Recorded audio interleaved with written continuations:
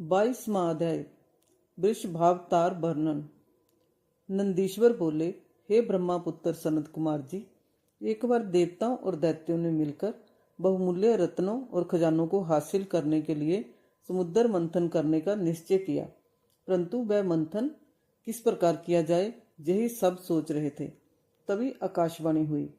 आकाशवाणी ने कहा, हे कल्याणकारी देवताओं, तुम्हारा कार्य अवश्य ही सिद्ध होगा। तुम मंदराचल पर्वत को मदानी और नागराज बासुकी को रस्सी बनाकर क्षीर सागर का मंथन करो। आकाशवाणी सुनकर देवता और दानव उत्साहित होकर मंदराचल पर्वत को उखाड़ने लगे। अपने इस कार्य में वे सफल भी हो गए, परंतु जब वे मंदराचल को मदानी बनाने के लिए क्षीर सागर में डालने लगे तो अत्यंत भारी होने के कारण वह उनके ऊपर गिर पड़ा। अनेक देवता और दानव उसमें दब गए। भयभीत होकर सब भगवान शिव की आराधना करने लगे। भगवान शिव अपने भक्तों पर सदा अपनी कृपा रखते हैं। उन्होंने देवताओं दानवों को बल प्रदान किया। सब ने मिलकर मंदराचल पर्वत को क्षीर सागर के जल में डाल दिया।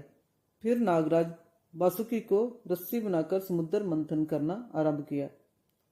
समुद्र मंथन के फलस्वरूप धन्वंतरी वैद्य, चंद्रमा, पारिजात, कल्पवृक्ष, उच्चश्रवा, घोड़ा, रावत हाथी, मदिरा, हरि का धनुष, शंख, कामधेनु, कौस्तुभमणि, अमृत तथा कालकूट विष आदि वस्तुएं निकली।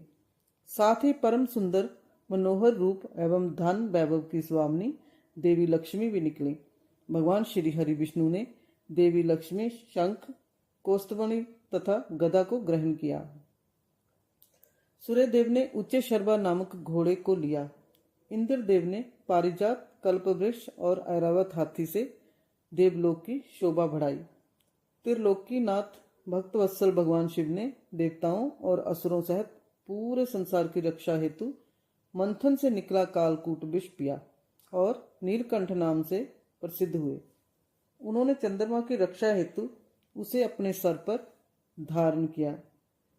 असुरों ने रमन कराने वाली मदिरा को लिया तो मनुष्यों ने धन्वंतरी वैद्य का ग्रहण किया।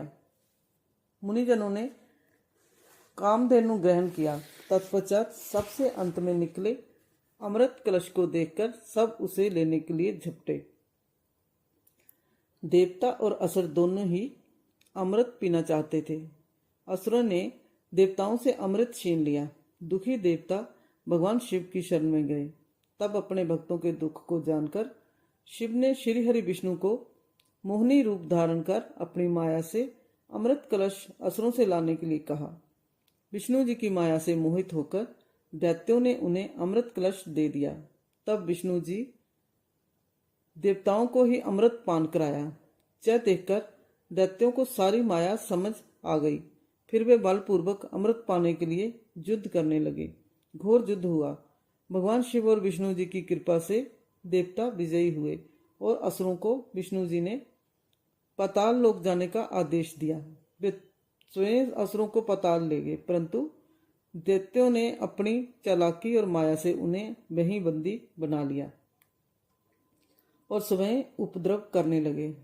जब देवताओं को असुरों ने प्रताड़ित करना आरंभ कर दिया, तब वे परेशान होकर ब्रह्मा जी के पास पहुंचे और उन्हें अपनी व्यथा कथा सुनाई। फिर ब्रह्मा जी ने देवराज इंद्र सहित अन्य देवताओं को अपने साथ लेकर त्रिलोकीनाथ देवादि देव भगवान शिव के पास गए। वहां पहुंचकर उन्होंने शिव जी को प्रणाम किया और स्तुति आरंभ कर दी। तत्पश्चात उन्होंने शिव जी से कहा, हे भगवान, असुरों ने हमें परेशान कर रखा है। उन्होंने भगवान श्री हरि विष्णु को भी बंदी बनाकर पाताल में कैद कर लिया है। अतः प्रभु आप उन्हें मुक्त कराएं और हमारी रक्षा करें। देवताओं की प्रार्थना सुनकर भगवान शिव ने उन्हें रक्षा का आश्वासन देकर विदा किया और स्वयं देवताओं के कल्याण हेतु वृषभावतार धारण किया।